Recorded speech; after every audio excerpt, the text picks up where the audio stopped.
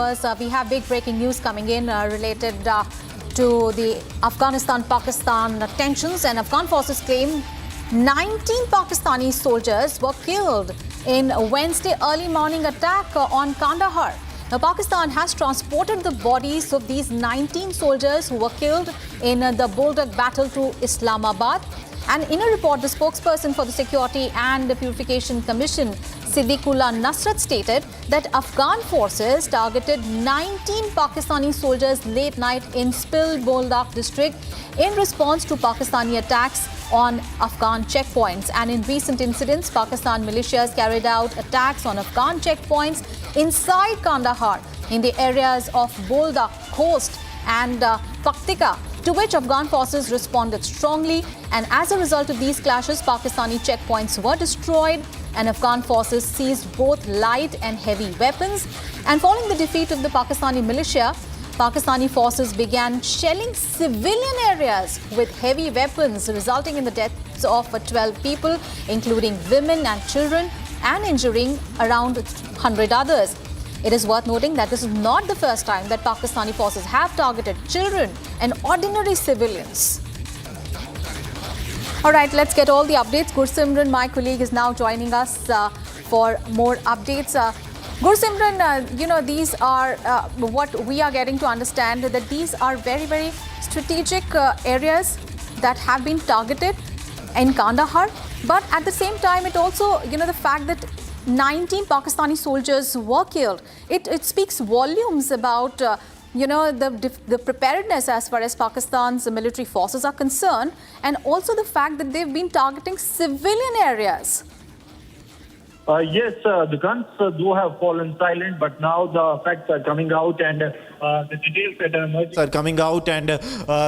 that are emerging that 19 Pakistani soldiers have been killed in the Spin-Boldak clashes that have taken place yesterday morning, starting at around 4 in the morning, when we saw that how first Pakistan side, they tried to actually launch an offensive on the Afghan soldiers, and firstly at the civilian places with the small arms, as well as using heavy artillery at the civilian locations of Afghanistan. But when Afghans came into retaliation, they not only took back the control of Spin-Boldak gate, but also gave Pakistan a befitting reply and have gained the strategic depth in the area. Now what the details are emerging, that there have been 19 casualties that have been reported to Islamabad's army, and they were seen that the bodies were being taken from the Spin-Boldak area back to the Pakistan that have been actually captured by Afghan Taliban forces, and they are now in full control.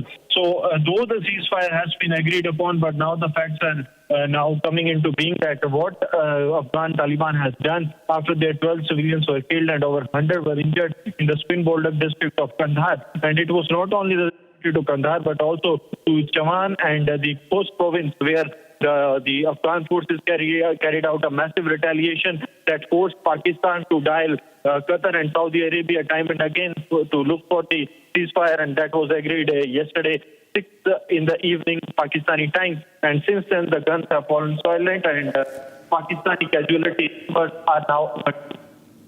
And Gursimran, what are the updates regarding, you mentioned about the ceasefire that was agreed upon by both the sides, but considering the fact that it is a 48-hour ceasefire, what are the indications coming in from both the sides regarding the continuation of the ceasefire?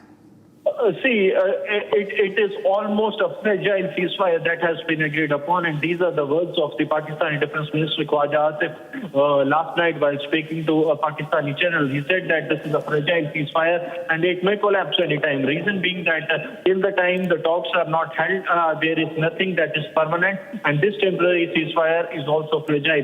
There are some unconfirmed reports along the lines of the ceasefire, so both the sides are torn out tightly from the development that has taken place. But the role that the Qatar and the Saudi Arabia has played, that has to actually force both the sides to actually keep calm. But this is a fragile ceasefire as per the defense minister of Pakistan that can collapse at a given point of time. Reason being that what can lead to the permanent ceasefire, that is seen. For Pakistan, it is Afghan agreed that the is from their land and they act PTP, that will permanent fire, or the Afghanistan Pakistan. It is Pakistan accepting that they have ISI of their land and they are actually sponsoring the terrorism in Afghanistan, and they will act on it. That will lead to permanent ceasefire. So it seems impossible that both the countries will accept this, that they are actually sponsoring terrorism in each other's area. So that continues to be reality that the Mujahid ceasefire has